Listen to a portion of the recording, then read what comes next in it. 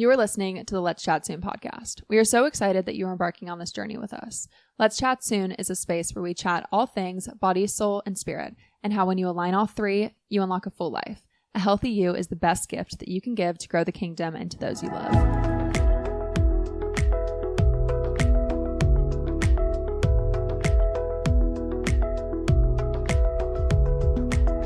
Welcome back to another episode of the Let's Chat Soon podcast. I'm your host, Alexis. And I'm Mackenzie, and we are so excited to welcome you to our second episode, where we are diving in really just for you guys to get an opportunity to get to know Alexis.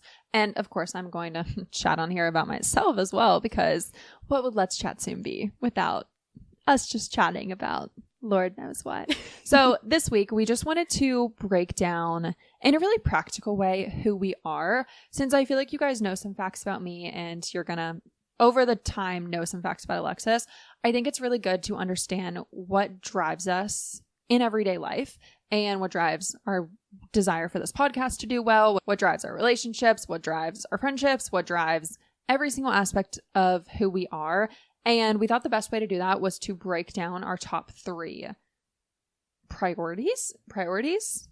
Yeah. Our drivers. What keeps us going? Yes. What are our top three priorities? So, Alexis, break down, just list off your top three priorities for us first. So, I will have to say, I had to think about this order, but I would say first and foremost, it's health and wellness. And wellness can mean a lot of things. I think I mean like my faith and my well-being of my mind. Obviously, health is my physical body. And then I would say next is family. I'm a big family gal. Mm-hmm. And then thirdly, I would say building a future. Yeah. I think those all are really important. I think when I first found out about these, I heard it on a podcast, people being like, okay, write down your top three priorities and then go look at your credit card statements. I love that. We've talked about that. Yeah. Or like your calendar for the week. Exactly. Both of which is how you determine if these things are actually accurate. Yeah. And I wrote them down and then was like, oh crap. You're it's like, wait, am I actually tithing my money and giving it to church? Am I actually spending time in the Word? Am I spending time in my health? Am I spending time with my family if I'm actually saying my family is a priority? And it kind of helps you understand this and then stop making excuses for putting your time in these things, because it's like, I value them. Yeah. And then if things do not fall in your top three priorities, it's very easy to erase them from your calendar. And it helps you say no better, which is something I'm trying to do and struggling to do majorly. 100%. It's so hard to say no. I think that's a really good thing that everyone can do for like just a quick audit of their life. Right. Even if it's just for a day, like look at your credit card and look at your calendar. Mm-hmm. Even if you don't plan anything for the day, I think just writing down like, okay, I spent an hour working out. I spent an hour with the Lord in the Word. I spent 2 hours with friends and family. Like just like writing out what you're actually doing. I think that's a really good way to kind of audit yourself and see where your time is being spent. Right. Exactly. I think my top three would be, first would be health as well. And then second would be relationships, whether family, friends, romantic relationship. And then third would be experiences in my life. I think that's a good one. I think that one might change the older I get, but I think in my early 20s, experiences has been one of the kind of top things that I value. Mm-hmm. And I think the reason I asked you off camera of the order, I think the order is so important because we can probably see really practically in our life, if health is not at the beginning, our relationships aren't as good. And I think that's so cool of how the order affects the two below, the one below, and then everything that falls below those top three. Yeah. So talk a little on how, first off, break down why health is so important to you, and then how it affects your family, and then also what was your third one? Building a future. Yeah. Kind of all ties together. Yeah. So I think health and wellness being like my top one. First of all, we talked about that. Like if your body, soul, and spirit are not aligned, like it's going to filter into everything else. Yeah. And I think I've gone through like a personal journey with my health that really opened my eyes. So I'm a nurse. I have a background in nursing. I went to nursing school. I did all the things, and it's very different than like the way I view health now. Right. It's very traditional. You're learning disease processes. And basically the cure for that is medications. They don't really talk about diet. They don't talk about lifestyle, working out. That's just like not the focus of it. Mm-hmm. And so I went to nursing school. Still like I always thought I was a healthy person until I really kind of came down with some of my own problems. And the solution to that was going to see a doctor and getting on a medication. And that just wasn't cutting it for me. Right. And so I was dealing with just like gut issues. It was processing my body as like acne, bloating, irritability, which I thought was like, oh, it's normal. It's not. Every girl is told that. Oh, your acne's normal. Yeah. Oh, get on birth control. Oh, let's slap a medication on it. I remember being in high school and being put on birth control for that reason. Yep. I think it maybe helped my acne a little bit. Didn't do anything. I would see dermatologists. I would go get facials. The amount of money I spent and like the stuff that just wasn't moving the needle. It wasn't finding the cause. And so finally my acne kind of got better. It was whatever. It was like a normal thing in my life I just kind of dealt with at that point. Right. So then there was kind of like a turning point that I would really say where everything changed for like my health and wellness life aspect. And it was when I was living in Florida. I had moved to Florida for a job. Didn't know anyone, moved here. And then I had this opportunity for another job back home in Michigan. So I went home. I was going through a very big transition because I was living here alone. I was thriving. I loved my life. I did not want to leave, but I knew this opportunity was like big and I had to take it. So I moved back home. Same time I had got back with my ex, which is a whole other story for another day. Whole other aspect of health. Whole other aspect of health. But we had broken up and that was really hard. And my skin, when I tell you it was night and day, like I had clear skin a month later. The most painful, inflamed, like down my neck, everywhere. I was embarrassed to leave. Right. Like I would not go places because I had to put on 10 layers of makeup if I was going to step out of the house. And I was like embarrassed about it. So finally I was like, all right, I need to invest in myself. I went and saw a functional medicine doctor. We did a ton of tests, found out the root cause, tons of bacteria in my gut, like no good bacteria. I was just completely out of whack. And I'm like, what got me to that point? Like at the time I was 23. Like how am I this sick at 23 years old when I didn't live like a crazy unhealthy lifestyle? And I think a lot looking back has to do with stress. I'm a very like at heart, I'm stressed if I don't manage that. That's like my natural state of being.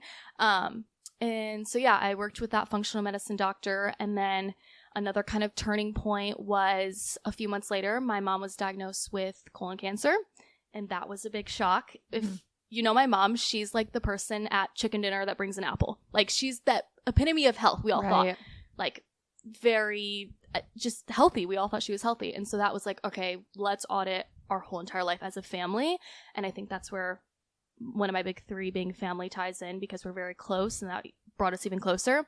And so she decided to take a more non-traditional route. She went to like a healing center in Scottsdale, Arizona. And so she went through doing things like high-dose vitamin C, IV therapies, lymphatic drainage massages. She did a very like low-dose chemo, had a surgery.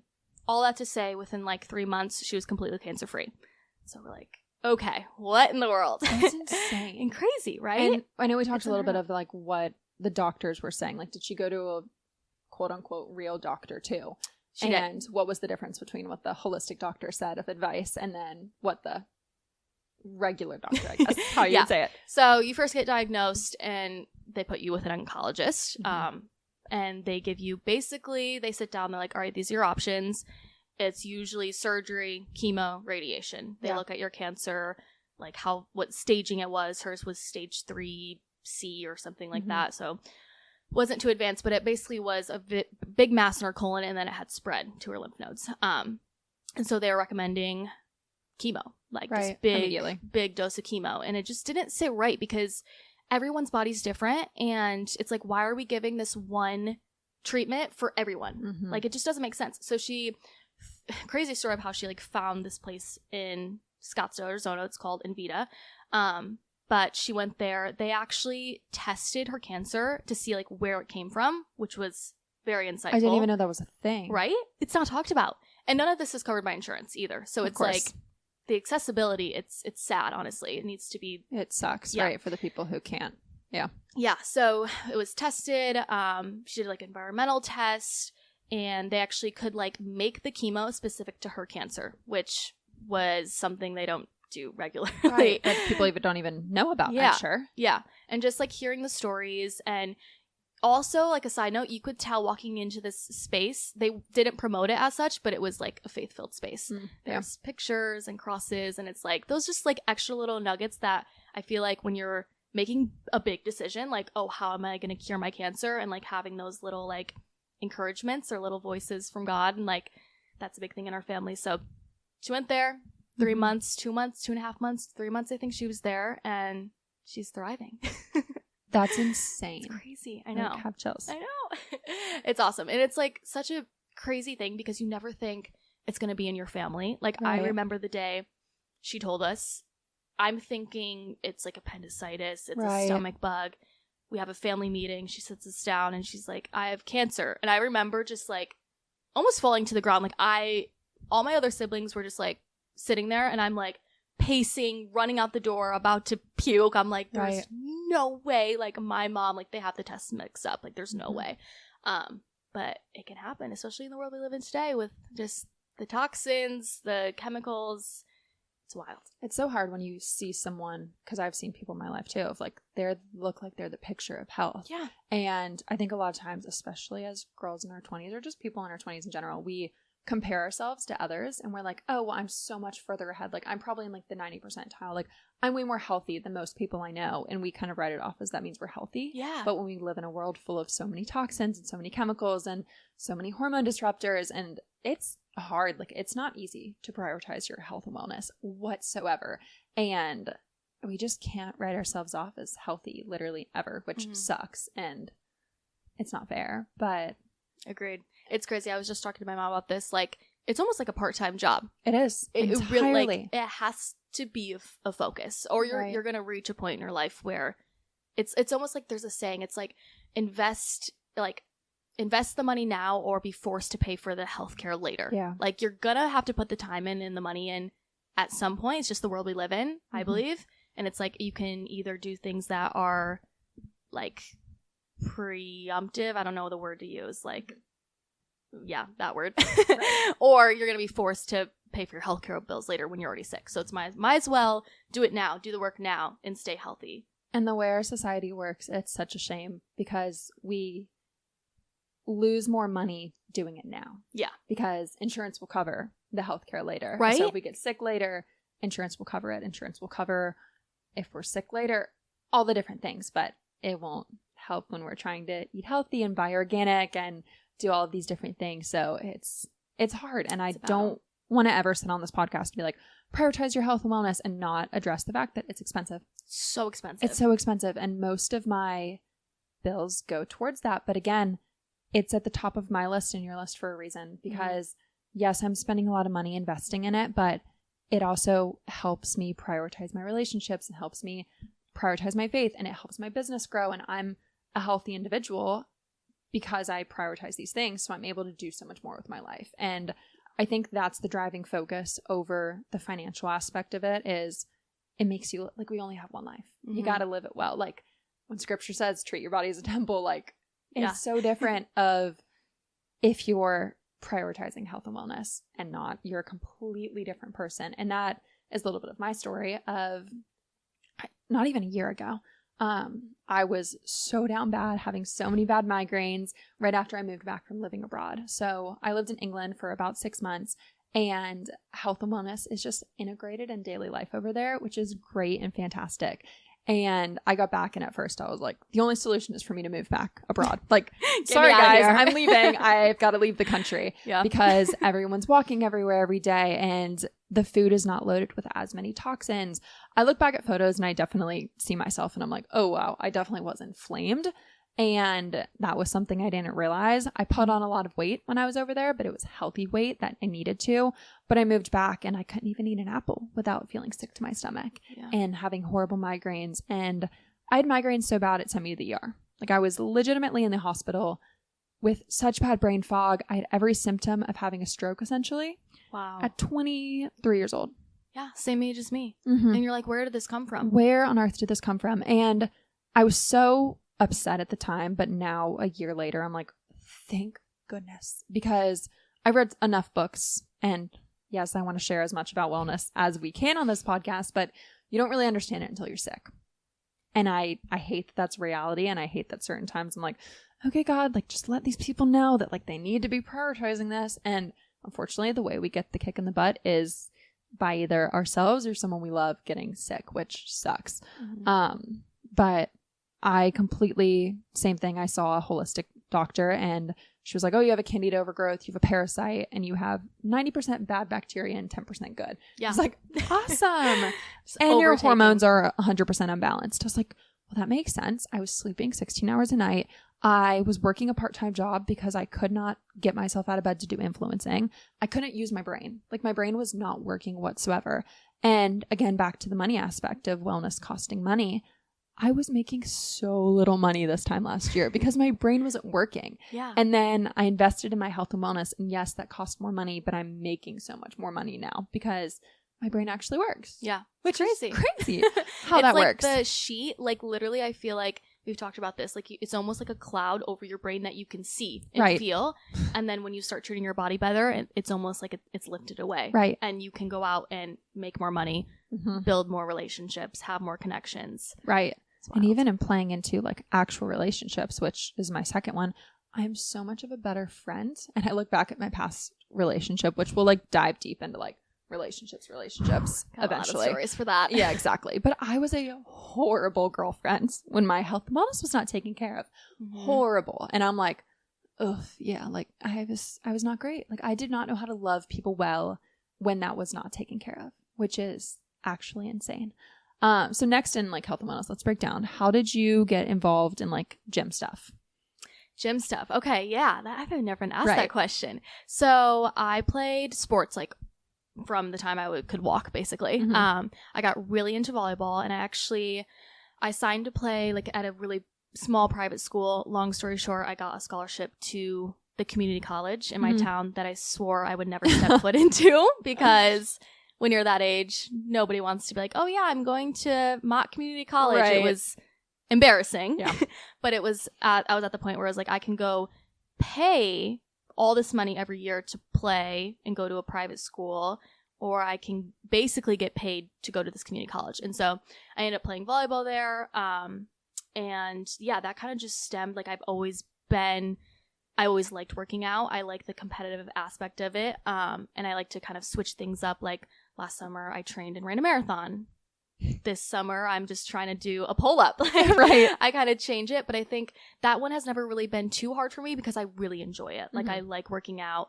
I like to be athletic and yeah, just keep my body in shape. So that one like hasn't been too hard, but I think it's because I grew up playing sports and always kind of in that mindset and arena. And so I've just kind of carried that over. And I've had a hard time like finding my thing because like I've done like group classes, like yoga, all the stuff, but I just like being competitive. Right. So I want to do a whole episode on the transition out of sports. Yes. Because I think it's so interesting of trying to figure out like what works, what doesn't. My whole identity was the sport that I played, and now who the heck am I? It's like two different lives. It is entirely. I almost forget. I'm like, that was my life. Like every single day in and out, it was volleyball or training for volleyball or how can I get better at volleyball? I'm watching my clips. I'm watching my game time. Like gosh.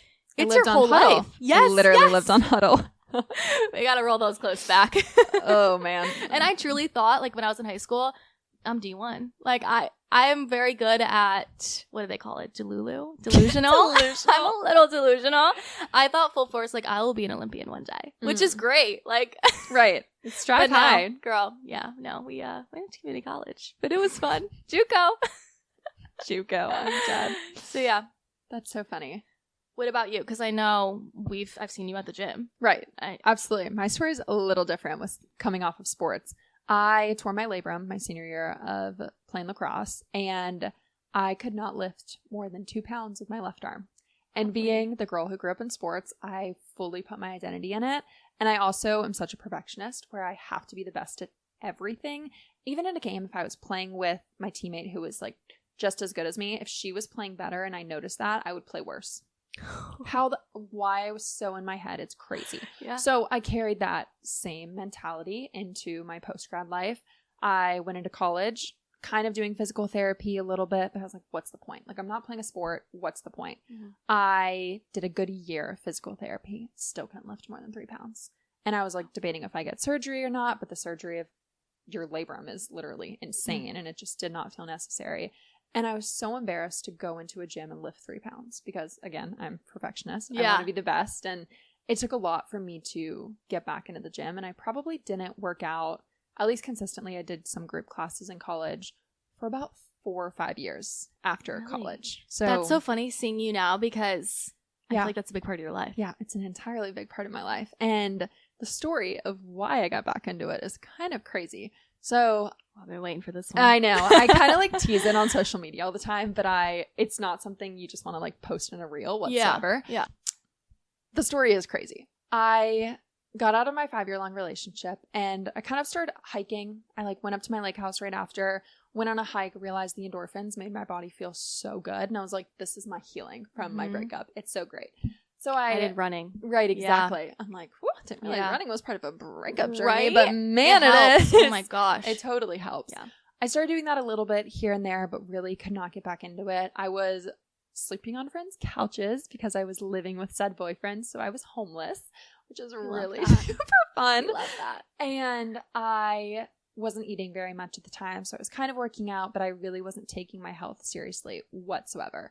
I was about 100 pounds, which for context, I'm 140 now, so I was 40 pounds lighter than I am now, which is insane. I was maybe eating half of a meal a day, and that was it. And I had an issue in college where I would pretty much drink an iced coffee in a day, and that was my meal. Okay. And I know I've shared a little bit about that on social media. But September of 2 years ago, I ran down to my friend's apartment to literally go grab freaking tampons out of my car at midnight because I got my period. And I was in these like long flare leggings. I went down barefoot, was literally just going to grab something. She lived on the 3rd floor. I was living there at the time. And as I am going out to my car, I'm always like an exit strategy girl. Like, how do I get out of a situation? My dad raised me in that way of know how you're getting out of every situation in life. So I'm in my car and there's like 2 rows of cars. I don't know how I'm going to describe this for you guys who are just listening, but there's 2 rows of cars. My car's in like the back row. Okay. And I go to get it and then a car pulls up and kind of like blocks me in unintentionally. Like they just kind of stop there. And in my head, I'm thinking, if I need to like get out of this situation, I can't just like get in my car and run. Like, right. And Blocked. It's blocking the way that I would go back to the apartment. Okay. And I'm like, okay, this is kind of strange. It's midnight. I'm just going to be quick.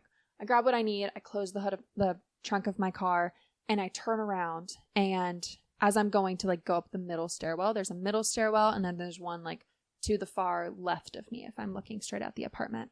And I go to walk back. I'm walking by this car that's parked in front of me. And this guy comes running out holding an AR-15. And I'm about probably 10 feet away from him at the time. From the apartment? From the apartment.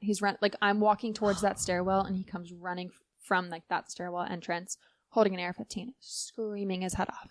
And he's screaming at the guy in the car who I'm now standing right next to the car. I'm probably a foot away from like the back of this guy's car. And he's just like so screaming at the guy that he doesn't really notice me at first. Mm-hmm. I look at him, I see the gun, and I'm just like, shoot. Yeah. And I'm like moving as slow as I can because I'm realizing he's so preoccupied there as like I just need to move behind these cars and like get behind these cars to go up this stairwell to the left because I'm not about to make it up the middle one right now.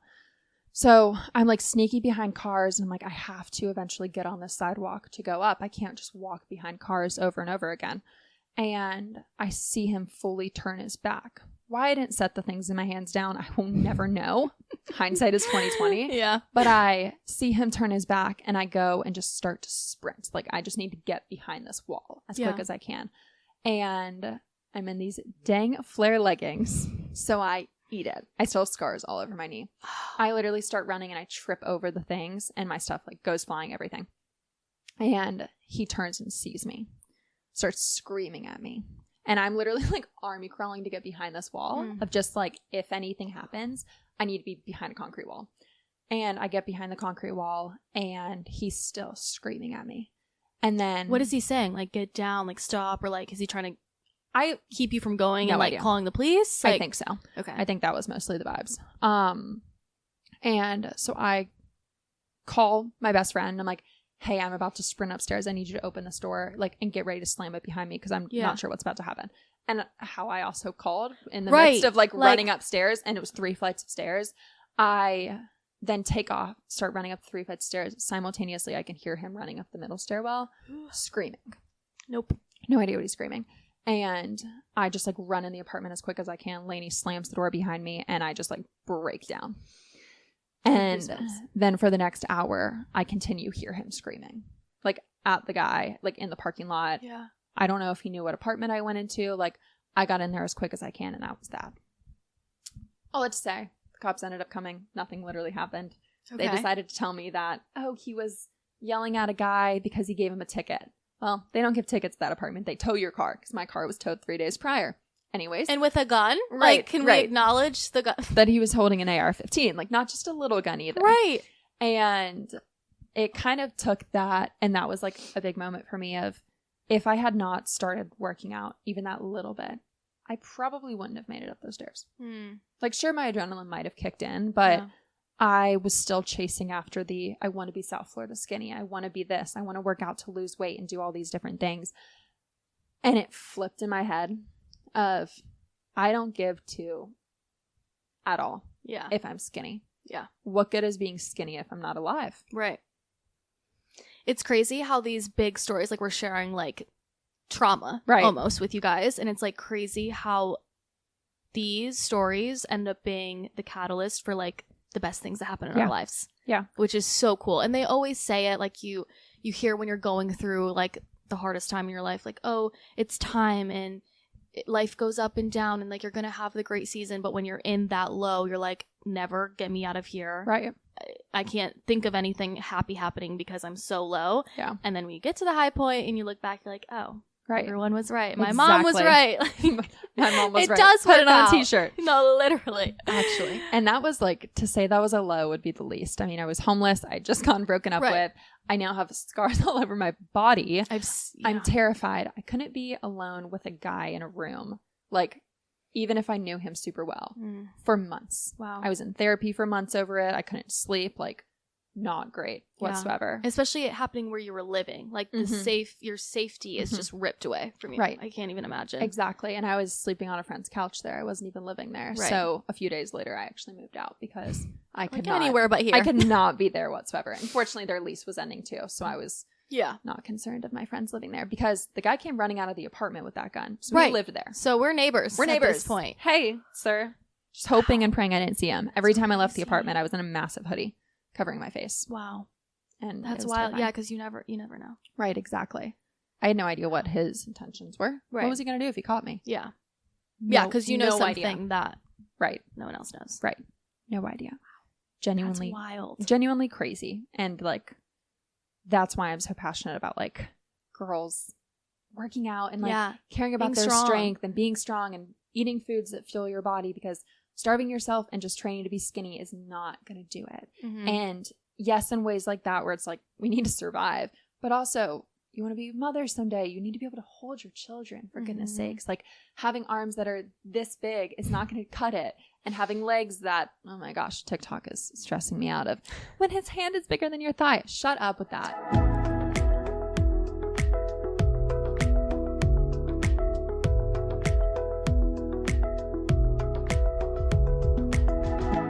So you had family next. Touch on a little bit of why family second and how prioritizing family helps all the other things that follow 3, 4, 5, and 6. Yeah. Okay. So I would say health and wellness was first, just because we've said it before. Like, if I don't have my health, if I'm not well in the mind or the body, I can't be there for my family or my friends. And I think family becomes second, and it's such a big priority in my life. It's because they're the only ones that have always been there, no matter what. I'm the firstborn, so I have 3 younger siblings. My parents had me when they were super young, so I almost, looking back, feel like I've grown up with them in a sense. And our family dynamic has went like super poor. They started a company, poor again, started another company. So I've been like on this roller coaster journey with my parents, and it's I love it so much. Like I don't want to take it for granted, because I think I'm so lucky to see my parents and like get to learn from them through all the different stages in their life. And they're like my best friends ever. And it's funny because our family dynamic, like, some days you could look at our family and be like, they all hate each other. Like, why are they screaming at each other in such a way?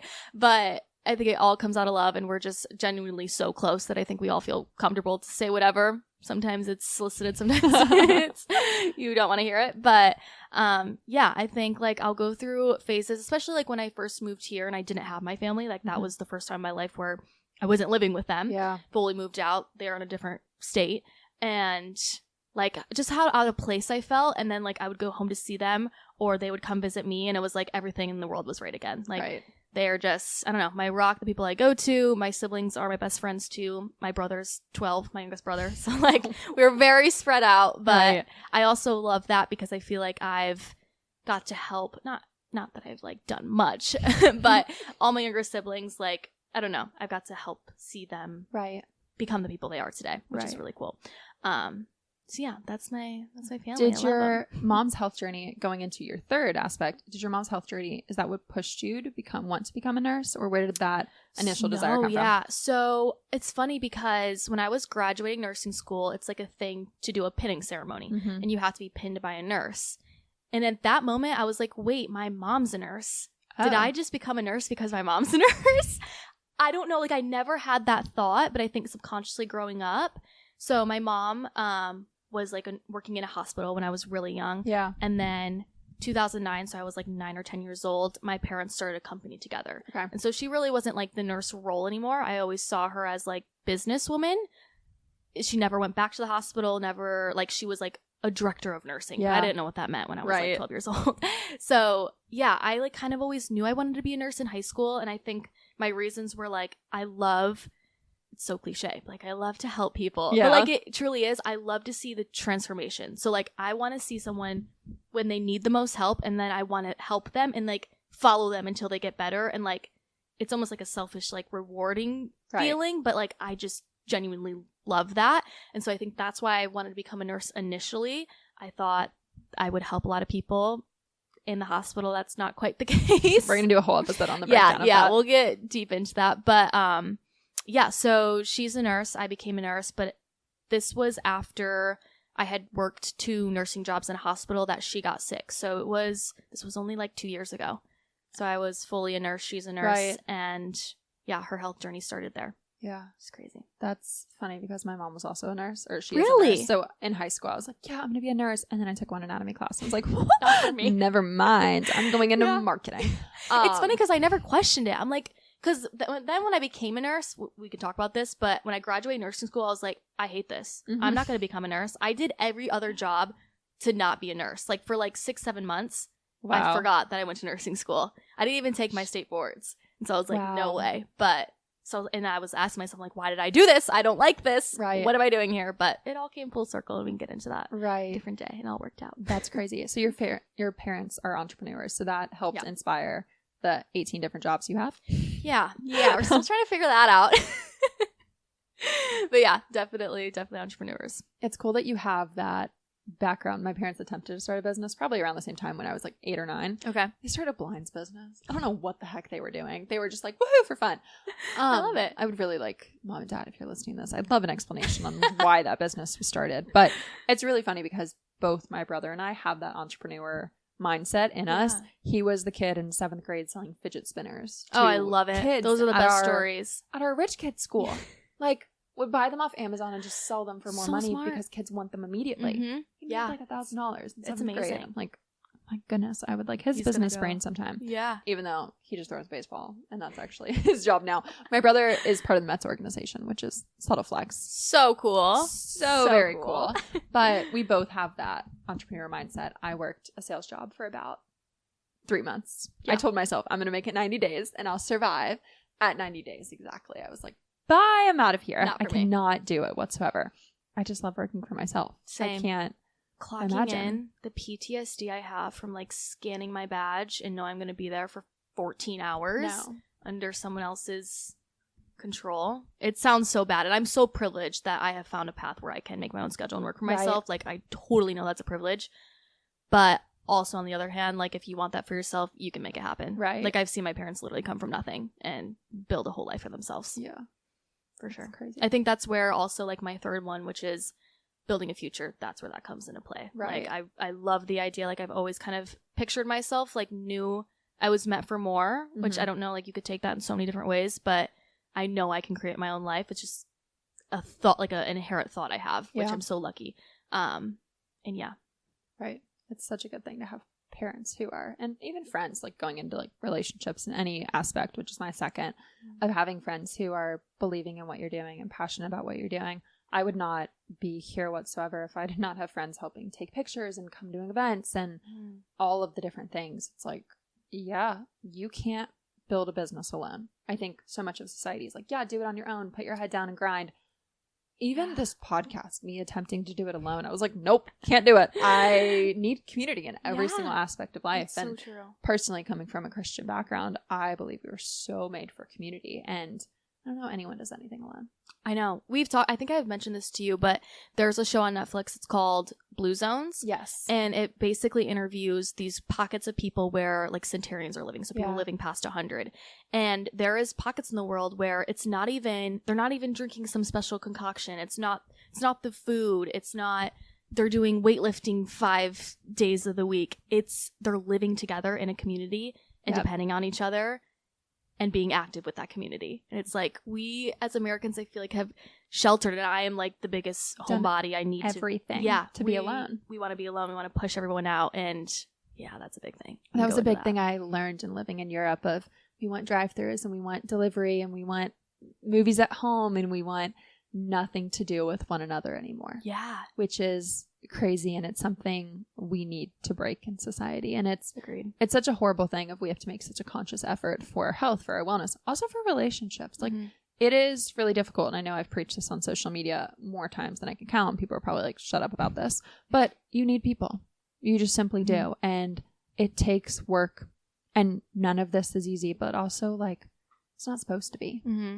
I've gone through seasons where like I'm like, all right, I'm in grind mode and I'm working, and then I would like go hang out with my friends for a night or like let loose and do things out of my schedule or out of my routine, and I would beat myself up for it. I'm like, look, I'm on this path. Like, why did I go do that? Like, why did I go grab drinks with the girls or whatever it would be? And then I recently, like very recently, I'm talking like a month ago, had this realization. I was like, wait, I am so much more productive and so much better when I take those times for myself with my friends and then don't beat myself up for it. Like, what? You need that. Like, you're never going to get anywhere alone, like, to your point. Yeah, you do. And also, it's like, what's the point?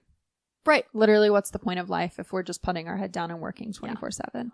And even in health, too, it's like, what's the point in prioritizing your health if you're not going to use it? Same thing. And even like health, talking about like your faith, too. Yeah, I see so many people are like, I'm a Christian and I read scripture and I do all these things, but I don't need a church. I don't need community. I don't need any of these things. And it's like, not what's the point, but what's the point? Right. No, what's the point? And like, those are the best parts of it. Right. Exactly. Go pour out, go mentor people, go serve, like go do all of those things. They're so great. Agreed. I think that ties into like your last one, which is experiences. And I love that.